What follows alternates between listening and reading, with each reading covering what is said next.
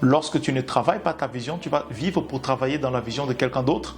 Et je le dis souvent, ce n'est pas mauvais de travailler dans la vision de quelqu'un d'autre, pourvu que tout en étant dans cette vision, tu sois en train d'accomplir ta vision. Lorsque tu es dans une entreprise, tu dois te poser la question de savoir, est-ce que dans cette entreprise, je suis pourtant en train d'accomplir ma vision? Si tu es dans cette entreprise juste pour de l'argent, à un moment donné, tu perdras le sens de la vie.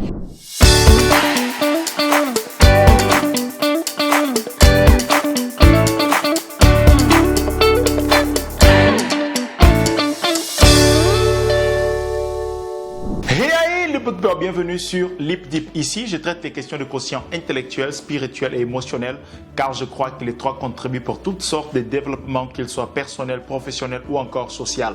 Aujourd'hui, nous allons parler du pouvoir de l'identité. Il existe déjà une différence entre l'identité, la personnalité et les caractères. J'ai eu à traiter ce sujet déjà dans une autre vidéo que je pourrais mettre juste là et tu pourras la regarder après. Mais aujourd'hui, je veux surtout parler de ce pouvoir d'identité. De plus en plus, il y a des personnes qui sont en train de perdre leur identité, mais d'un autre côté, il existe également des personnes qui veulent retrouver leur singularité et ils confondent le fait d'être singulier et être individualiste. De plus en plus, on appelle les personnes des individus au lieu de les appeler personnes. Pourquoi? Parce qu'à force de chercher la singularité, un sujet que je traite beaucoup et que j'aime et que je suis conscient qu'il est important qu'on développe notre singularité, mais le développement de la singularité ne doit pas conduire à l'individualité. Lorsque la singularité conduit à l'individualité, cela veut dire qu'on n'a pas vraiment activé l'identité. Cela veut dire qu'on ne comprend pas ce que veut dire l'identité. Lorsque la singularité conduit à l'individualité, cela veut dire qu'on s'est plutôt penché vers la personnalité au lieu de se pencher sur l'identité, parce que la personnalité est ton ego. La personnalité est la carapace que tu as développée pour protéger ton identité. La personnalité, c'est un ensemble de croyances que tu as eu et des valeurs que tu as eu à créer, à construire pour te défendre, parce que la personnalité, elle s'est construite. L'identité, on la découvre et on l'exprime. La personnalité s'alimente par l'ego. La personnalité a besoin de se défendre. L'identité n'a pas besoin de se défendre. L'identité n'a pas l'ego. Si tu es quelqu'un qui est continuellement, constamment en train de te défendre, cela veut dire que tu vis beaucoup par ta personnalité. Ta personnalité a un ensemble de composantes qu'elle ne veut pas qu'on découvre. Donc, elle a toujours besoin de se justifier, de s'expliquer, de se défendre afin qu'on ne puisse pas retrouver ou encore trouver ces composantes-là qui ne sont pas forcément agréables si on les découvre. À cet instant-là, tu es plus penché vers la personnalité. La personnalité est un sujet qui a été beaucoup étudié. Jung a beaucoup étudié la personnalité. Il va parler de 16 personnalités. Aujourd'hui, on parle de 12 couches de personnalité. Il y a tellement de théories qui parlent de personnalité. La philosophie en parle, la psychologie en parle, la génétique, la neuroscience en parle. Mais aujourd'hui, nous n'allons pas nous pencher sur la personnalité. La spiritualité traite également la question de la personnalité. Mais nous allons plutôt traiter la question de l'identité. C'est quoi l'identité? L'identité est ton essence. L'identité est ton être transcendal. L'identité, c'est ta conscience active, c'est ton autoconscience active, c'est lorsque tu es là et maintenant et tu sais rentrer en connexion avec ce qui est là et maintenant en recevant et en contribuant.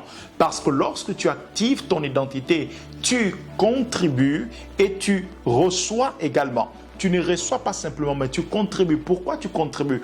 Parce que lorsque tu actives ton identité, tu actives ton but de vie, tu actives ta mission de vie, tu actives ton message, tu actives ton don, tu actives tes talents, tu actives tes objectifs, tu actives tes valeurs, tu actives tes principes.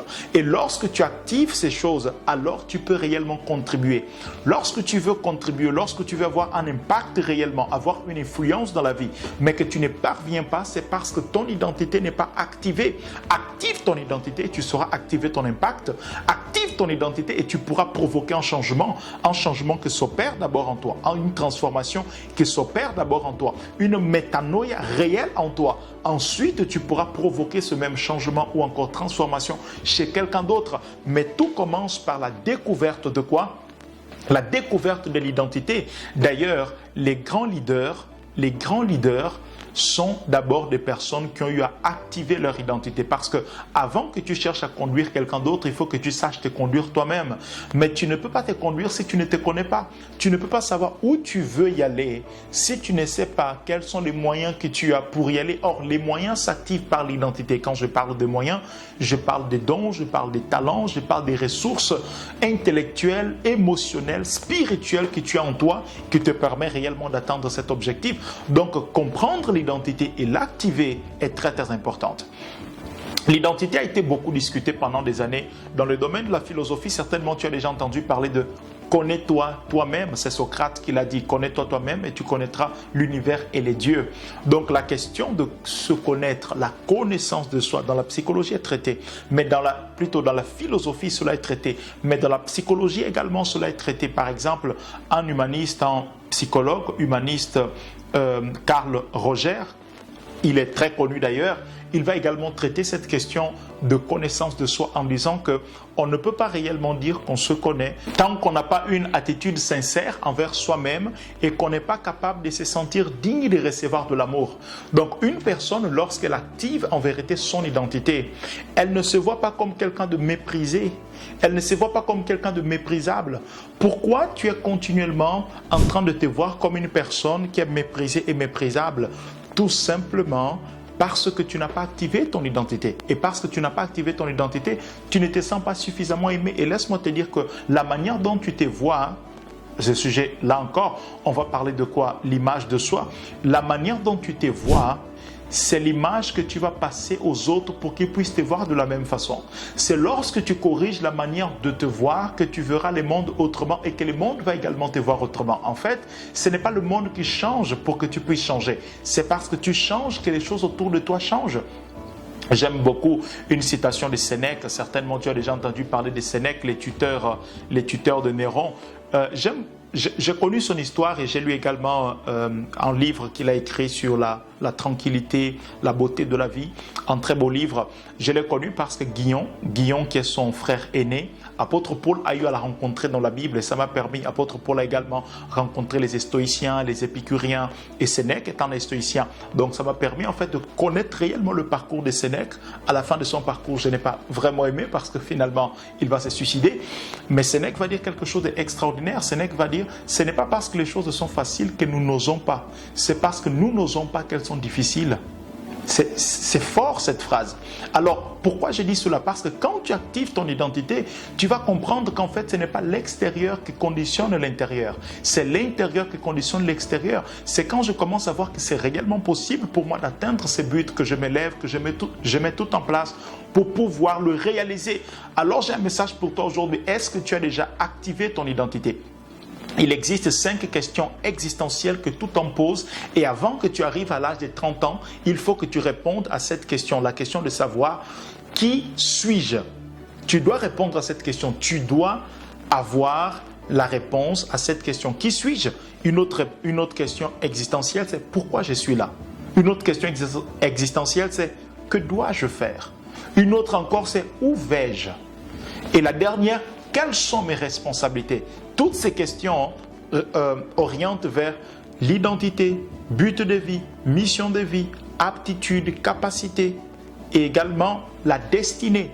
Tout homme se pose cette question. Tout homme, tout être humain se pose ces cinq questions. Pendant des années, la philosophie encore, la psychologie et toute autre science tentent de répondre à cette question. La spiritualité, les religions tentent de répondre à cette question. La religion donne même des réponses définitives. L'islam a une réponse définitive. Le christianisme a une réponse définitive. Le judaïsme a une réponse définitive. Il faut que tu aies une réponse définitive de qui tu es. Mais pour que tu puisses avoir cette réponse, il faut que tu comprennes qu'il existe 4 grandes visions du monde et tu dois réellement savoir dans quelle, parmi les 4 grandes visions du monde, aujourd'hui on ajoute la 5e, parmi les 5 grandes visions du monde, laquelle tu es parmi ces 5, tu es parmi lesquelles de ces 5 visions du monde. C'est lorsque tu sais parmi lequel de ces 5 visions du monde tu te retrouves que tu sauras répondre à ces 5 questions. Il y a la vision du monde séculière, la vision du monde marxiste, la vision du monde New Age, la vision du monde chrétien, judéo-chrétien, la vision du monde islamique. Ce sont les 5 grandes visions du monde aujourd'hui. Et tu dois être en mesure de savoir quelle est ma vision du monde. Quand tu ne connais pas ta vision du monde, tu auras du mal à réellement savoir quelles sont mes valeurs, quels sont mes principes. Nous sommes dans une ère où il y a tellement de interdisciplinarité, il y a tellement de croisements d'informations, croisements de cultures, croisements de sociétés, croisements de religions. Très facilement, on va produire en ce temps, beaucoup de syncrétisme. Alors tu dois comprendre où suis-je, quelle est réellement ma position, et à partir de là, commencer à créer la vision de la connaissance de soi. Qui suis-je réellement? Qui suis-je réellement? Permets-moi de partager avec toi quelques avantages de la connaissance de soi. Brené Brown va dire « L'authenticité, c'est le fait d'être imparfait et se montrer comme tel. » C'est le fait d'être imparfait et se montrer comme tel. La première ou le premier avantage, le premier bénéfice de connaître ou activer son identité, c'est que lorsque tu actives ton identité, tu es authentique. Et lorsque tu es authentique, cela facilite, cela solidifie davantage les relations. Les relations, par exemple, aujourd'hui, les relations, la productivité, le fait de réellement faire ce qu'on aime. On n'est pas capable de faire réellement ce qu'on aime parce qu'on n'est pas authentique avec soi. Et pourquoi on n'est pas authentique avec soi-même? Parce qu'on n'a pas activé son identité. Parce que quand tu connais ton identité, tu sais ce que tu aimes faire et tu sais ce que tu n'aimes pas faire. Et tu es tellement clair là-dessus que tu ne négocies pas cela. Tu ne négocies pas cela. Mais beaucoup de personnes ne se connaissent pas, donc elles ne savent même pas ce qu'elles aiment faire, ce qu'elles ne veulent pas faire. Alors elles sont là simplement lorsque on les appelle pour faire quelque chose, elles vont le faire, non pas parce qu'elles veulent le faire, mais parce qu'elles ne savent pas ce qu'elles veulent réellement faire. D'ailleurs, peut-être tu m'as déjà entendu dire ceci, lorsque tu ne travailles pas ta vision, tu vas vivre pour travailler dans la vision de quelqu'un d'autre. Et je le dis souvent, ce n'est pas mauvais de travailler dans la vision de quelqu'un d'autre, pourvu que tout en étant dans cette vision, tu sois en train d'accomplir ta vision. Lorsque tu es dans une entreprise, tu dois te poser la question de savoir, est-ce que dans cette entreprise, je suis pourtant en train d'accomplir ma vision? Si tu es dans cette entreprise juste pour de l'argent, à un moment donné, tu perdras le sens de la vie. Je sais que la philosophie existentielle va te pousser à chercher à te connaître, va te dire de fixer un but pour ta vie, te dire de fixer un sens pour ta vie. Mais tu veux quoi? Après avoir étudié la philosophie existentielle et toute autre philosophie, est-ce que je suis un expert de philosophie existentielle? Non, mais je fais des recherches, j'ai étudié cela pendant un moment.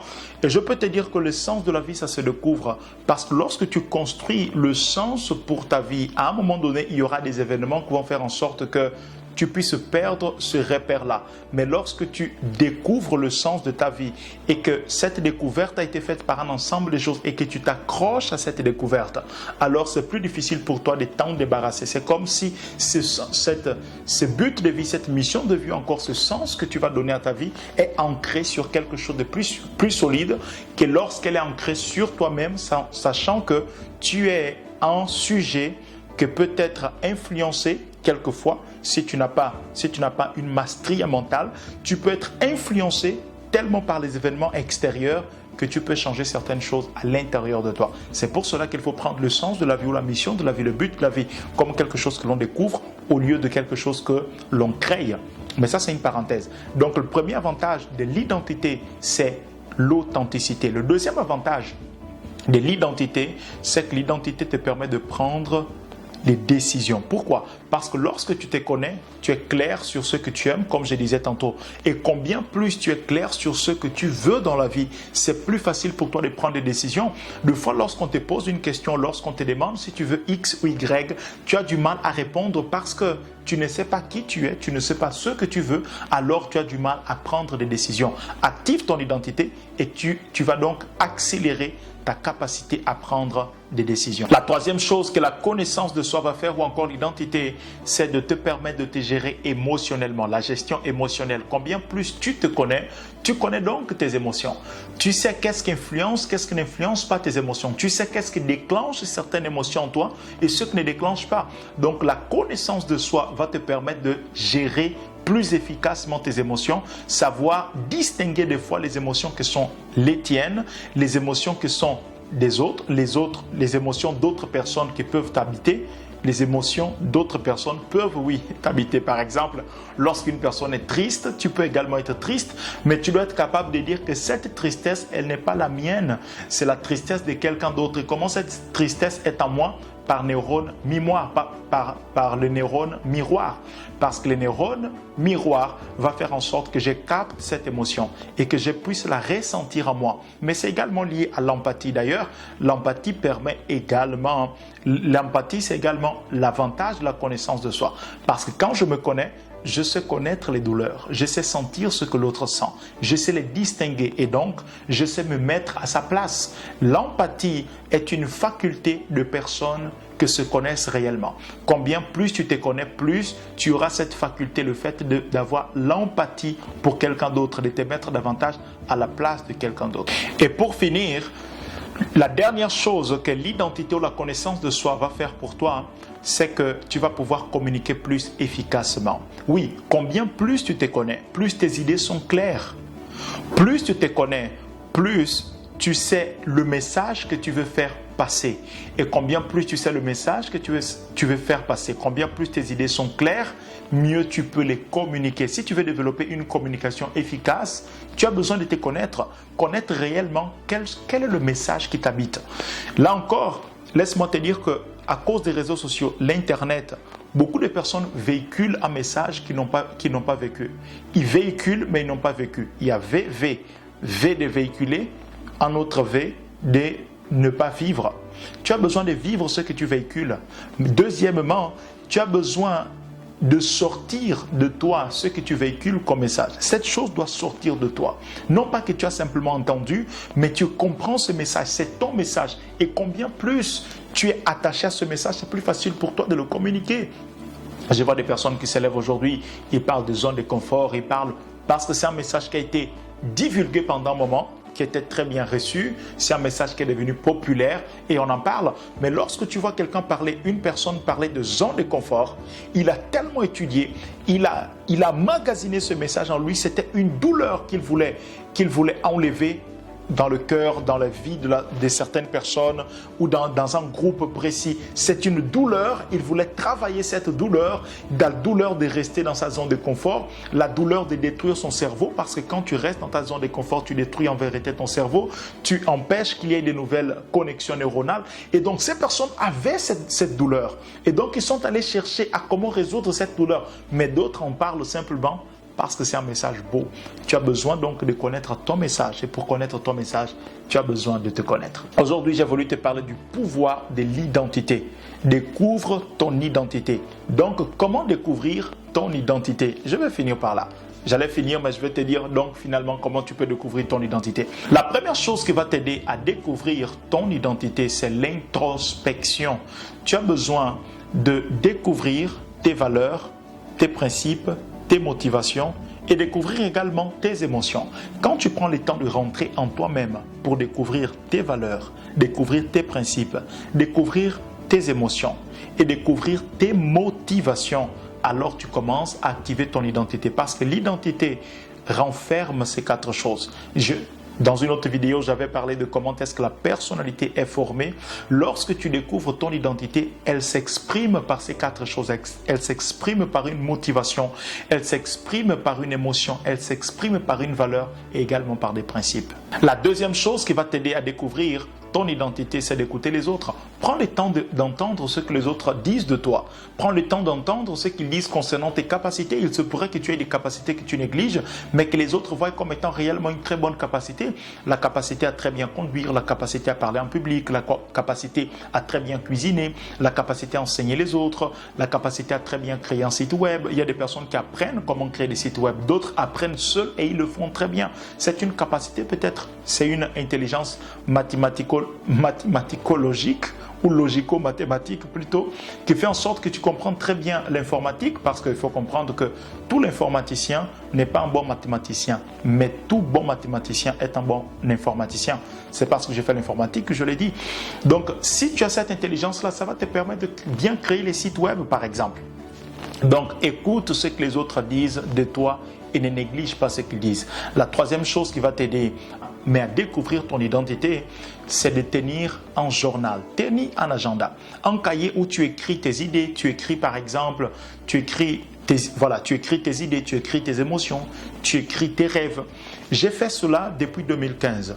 Et il n'y a pas longtemps, j'ai pris tous les cahiers que j'ai eu à écrire et je commençais à le feuilleter pour lire ce qui était dedans. Je me suis rendu compte qu'il y avait des messages, qu'il y avait des phrases, qu'il y avait des idées, qu'il y avait des projets qui revenaient le plus souvent. Et aujourd'hui, ce que je suis en train de faire, j'ai rassemblé tous ces messages et c'est ce message-là que je suis en train de divulguer. Donc, découvre, ou plutôt, aie un journal où tu écris, un agenda où tu écris ou un cahier où tu écris. Quatrième et dernière chose qui va t'aider à découvrir ton identité, c'est de prendre des risques. Prends les risques, fais des nouvelles activités. Pourquoi? Parce que quand tu fais des nouvelles activités, tu sors de ta zone de confort. Je le disais tantôt, tu sors de ta zone de confort et parce que tu sors de ta zone de confort, tu te permets de découvrir de nouvelles facettes de toi. Va faire une nouvelle activité. Par exemple, tu as peur de faire du vélo. Décide d'aller faire du vélo. Parce que tu as peur, va faire du vélo. Une activité que j'aime beaucoup faire, c'est faire la pêche. Je te conseille d'aller faire la pêche. C'est extraordinaire de faire la pêche. Fais également différents types de sports. Fais la musculation, la natation, tennis, joue le foot, le basket. Fais différents types de sports. En tout cas, fais quelque chose de nouveau. Lis les nouveaux genres de livres, par exemple. Regarde un autre type de film. Tu aimes simplement des films de guerre, des films romantiques. Commence à regarder un autre type de film. Des films policiers, par exemple, de romances policiers ou un autre film, arts martiaux. Un autre film. Mais change des choses que tu as l'habitude de faire. Par exemple, tu manges toujours la même nourriture. Ou ta manière de cuisiner, c'est toujours la même. Tu commences par les tomates, les oignons, ensuite tu mets ceci, tu mets cela. Change ta manière de cuisiner. Fais quelque chose de nouveau pour que tu puisses te sentir que tu es sorti de ta zone de confort et ça te permet donc de découvrir de nouvelles facettes de toi-même. Voici donc comment découvrir ton identité. J'espère que cette vidéo pourra réellement t'aider à découvrir ton identité et comprendre l'importance de la connaissance de soi. Pour finir, si tu n'es pas encore abonné, je t'invite à t'abonner, active la cloche de notification pour recevoir nos vidéos en temps réel. Dans la description, j'ai laissé un e-book pour toi qui parle des 10 blocages émotionnels qui t'empêchent de prospérer. Cet e-book, il va certainement t'aider. N'oublie pas, aujourd'hui, c'est le meilleur jour pour que tu puisses faire la différence. Tu n'es pas là pour étendre plus, tu es là pour celui qui fait en plus. Lève-toi, impacte, influence ta génération. Bye.